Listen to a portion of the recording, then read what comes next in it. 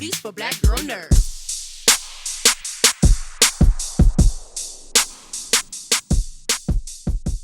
Again, how you guys doing? Thank you Chilling, for joining chilling. me.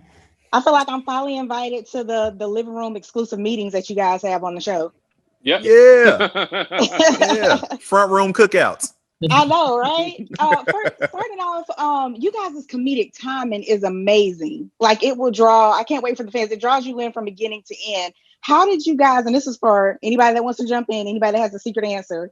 How did you guys work on that? Was that just something that was automatic? Did you guys do a few other projects before this? A lot of it is the audition. You know what I mean? I know you're talking about the chemistry. So I remember with Murph and myself having to figure that out in the beginning. Blake, we kind of knew each other a little bit prior to being, on the show as well. But I think when you get just like-minded individuals in the same room, it's easy to play. It's easy to have fun. It's easy to get along. It's easy to kind of just hit the ground running. I couldn't keep a straight face around these two. And I think that, I bet I couldn't keep a straight face. I mean, it's hard. It really is. It really is hard to keep a straight face, especially when you got to look down at somebody like D Murph all the time.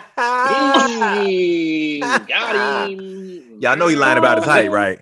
Yeah, I'm 6'4", y'all. I'm 6'4", single. Boy, stop. Oh man, we putting out dating applications. Okay. Put it out there. You know what I'm saying? But that brought me to my next question because I was here to ask how much you guys cracked up and lost it during scenes and everything, and like what was one of your favorite moments? I mean, every day on set is pretty hilarious. I mean, Yes. You have to be ready because Murph will constantly roast you at all times. I mean, It's not my fault. It's wardrobe. It's wardrobe. It's Wardrobe. the stuff that they will wear. Like wardrobe put them in some compromising situations sometimes. And I had like Blake had this robe. Let me tell you, it was not a robe. It was not a robe. What? I thought it was a robe. It was Oh, like man. it was t-shirt length with a rope around it. It was Yeah. Like, I can see your lower butt, man. I can see your cheeks. his hair was longer than a robe. Like it was too much. We had a scene. I remember the scene where me and Blake we had to be serious with each other and we're arguing. And this is the first time in the show where the director with our characters had tension, and the director really wanted to like direct that moment. And for me, I wasn't getting it originally. Like I was doing the scene and he was like, I need more out of you. I need more. And I just remember being like in my head going, okay, all right, okay, here's where I'm gonna go. Here's where I'm gonna go. And then I was trying to focus, but I got T Murph off camera, like in between the scenes, he's still in character, counting socks. I'm gonna get this. I'm about to get. I got the sock. And I'm like, and then he gave Blake a note. The director gave Blake a note, and it's like, we got to be intense. And Blake was like talking to himself in the corner about to do it. And then I just remember Murph going, hey Blake, and I was like, you need time to take that note that the director just gave him now. So like, that is hilarious. we were wild, man. I love the improv. By the were way, wild. I was gonna get T Murph. I was gonna get about Clovis. Did you come up with his pickup lines? Was that all you? You said the pickup lines? Oh yeah, the pickup lines. Yeah. Well, that was all you. Some of them were scripted, and then they gave me room to play. So they would give me, like, hey man, however you want to do it this time, So there would be moments where I would go over there and it's my time to shine. So it may be one pickup line, but after they give it to me, it's a paragraph. yeah. You had some lines, and you had some advice too that I was like, what? So what was like your favorite? What was your favorite moment of throwing out the advice, just seeing where it lands? Because that's how Clovis seemed to me. Like he seemed like he's giving you your advice. You think you want it, but he just want to see where it lands. You know what? I think my favorite moment was woke rhymes with when I hit him with that when he was like, hey man, woke rhymes with broke.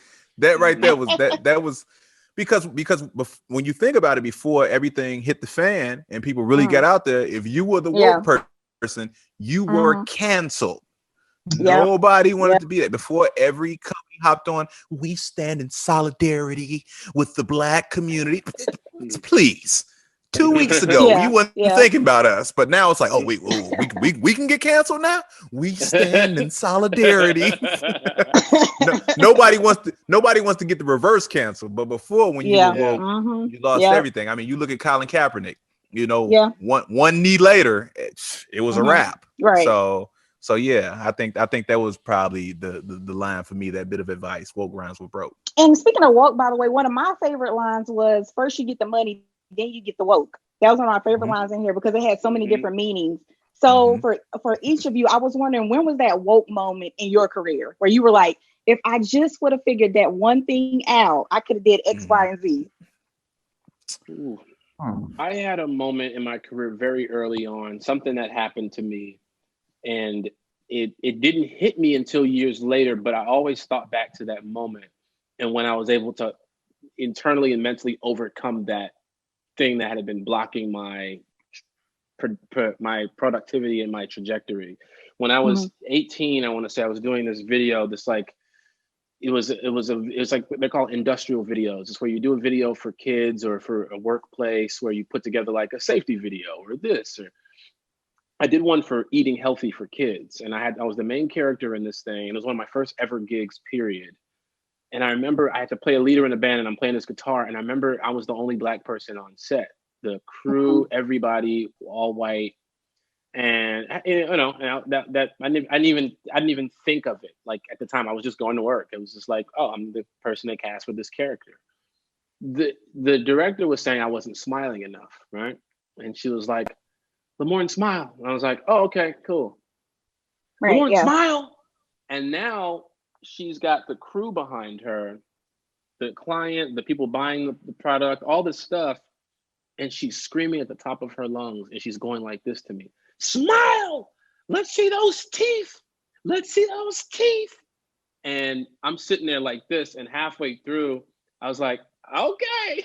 And I started smiling. And they were like, hey, cut. Great, Lamorne. I put the guitar down and I walked away and I started crying immediately. Because I was like, what just happened to me? And everyone's like smiling, going, that's great, man. That's great. And I was like, what? Did that just happen to me? And I never, and when I would go through, it was called that magical Negro syndrome, where if you don't want to, like, as Black people, sometimes we're not allowed to have a bad day in front of white people. That's a thing that, because if you do, then you're looked at a certain way. You're a criminal on the street. Like if a guy's having a bad day on the street and he's just mad, he's just walking pissed, he's a threat. You know, so I started smiling every time I would walk past white people. I started to go, hey, just to make sure they were comfortable and didn't feel threatened by me. Yeah. Because I felt like, oh, that's what that was about. That was that thing where they wanted me to be smiling so I didn't look threatening. Whereas the other white characters were just chilling, looking cool, frowning. That happened a lot with photo shoots I'd have to do for other shows where I'm the only Black person. They would go, you have to be smiling though. And I would refuse. And then I ended up doing it and regretting it. And then I would always think back to that moment when I was 18. And then now it's like you get that out of your system and you start to think differently. You know what I mean? You start to go, wait a minute. I'm allowed to have a bad day. Like, right. I'm allowed to be pissed off walking down the street. You know, I'm allowed to frown in a photo. Like we're all human beings. And so that was for me a moment that definitely stood out. For me, initially when I first started doing comedy, I used to dress, you know, just like a dude that came from, you know, the hood. And it was cool when I was playing, as they call them, those urban clubs. But then I would go to the more mainstream clubs and it's like, oh, we don't have time tonight, you know. And it's like, what you mean? It's like, I know I'm funny, but I don't look the part. You know, so then I started kind of watching what the more hipster comics were wearing, you know, whether it be the cartoon character T-shirts, the slimmer jeans, the Chuck Taylors, and I would dress like that. I changed my entire wardrobe. You know, I had the hats with the flipped up brim, everything.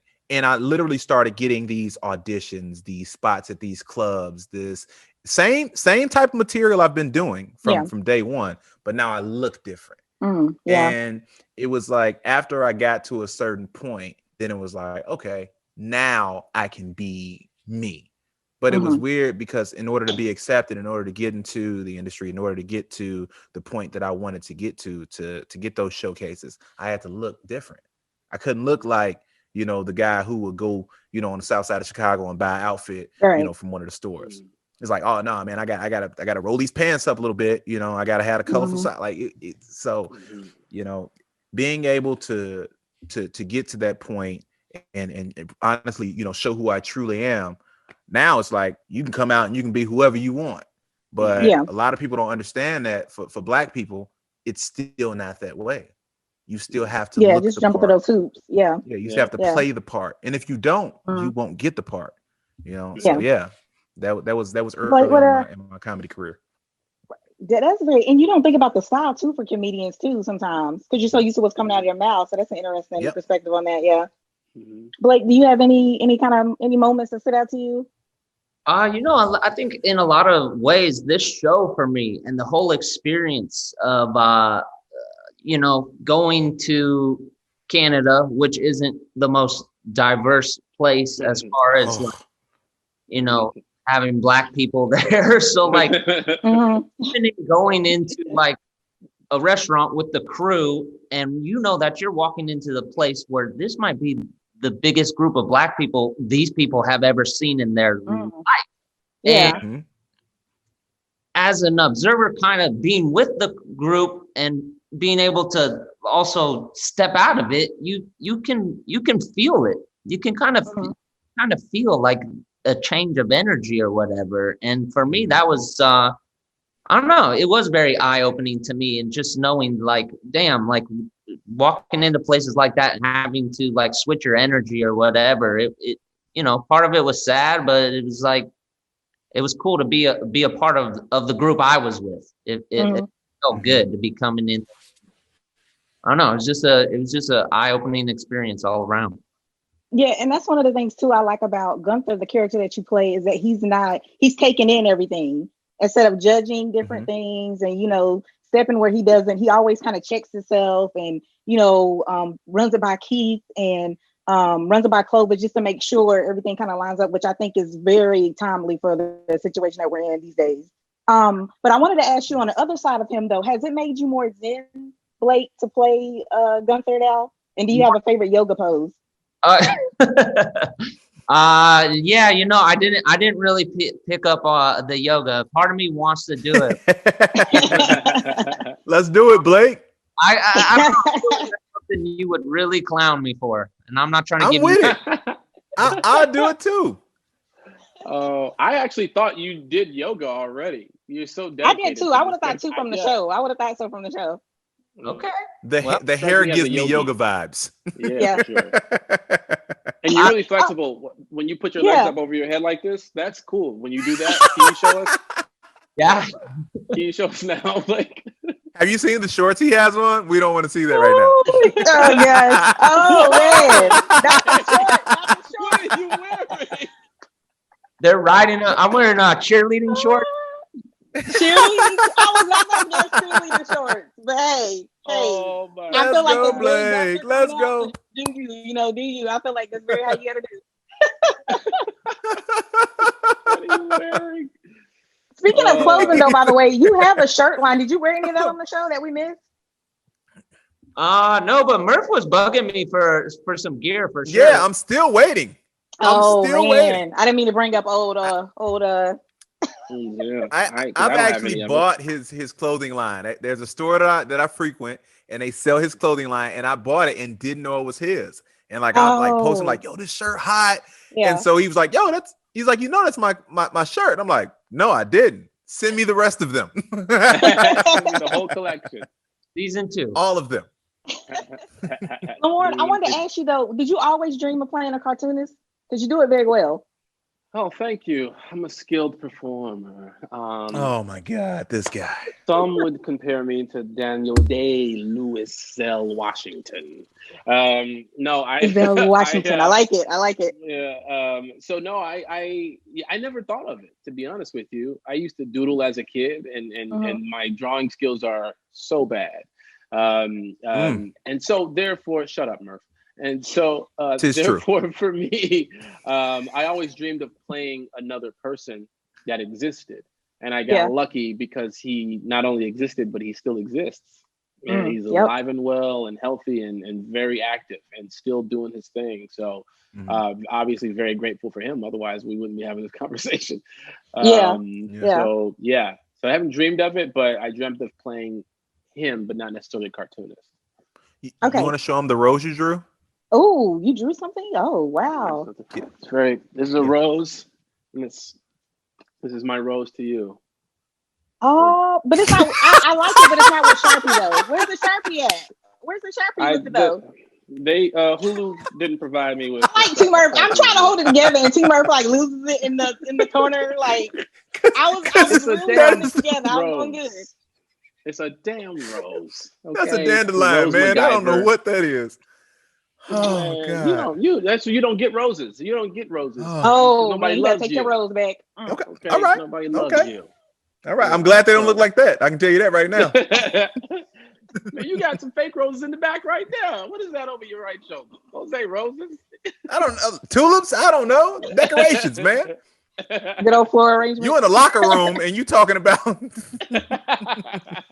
Oh boy! Like before we go too deep into the locker room, to kind of bring it because I'm scared. We got shorts and we got locker room, so you got to kind of bring it back. It's a lot going on. Yeah, it's a lot. It was a lot.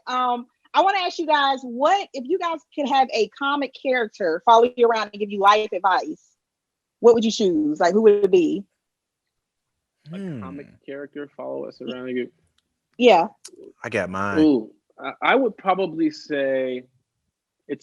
I'd probably say Wolverine. Does that count? Because you stole it. Yeah. Hey, whatever you want to go with. Thief? We're going with it. I would say Wolverine because Wolverine he got one answer. Shut him up.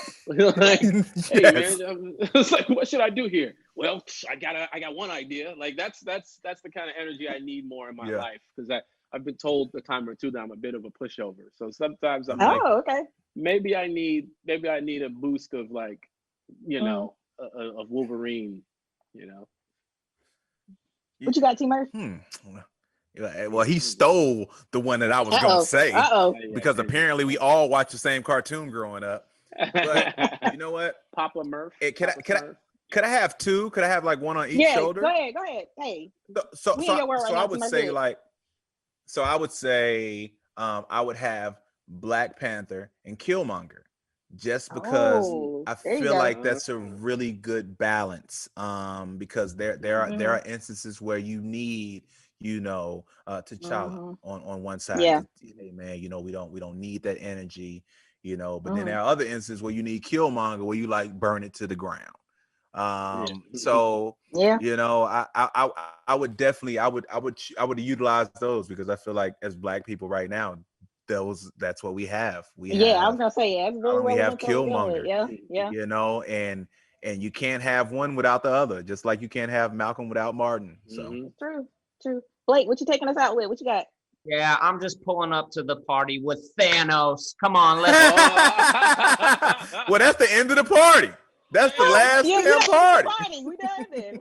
You don't want to smoke with me and my boy Thanos.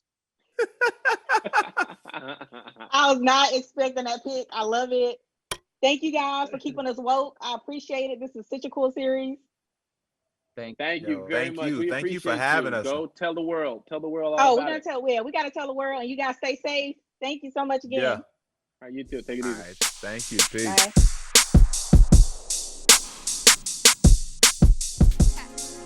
Better shake your booties for Black girl nerves. Better shake your booties for Black girl nerves.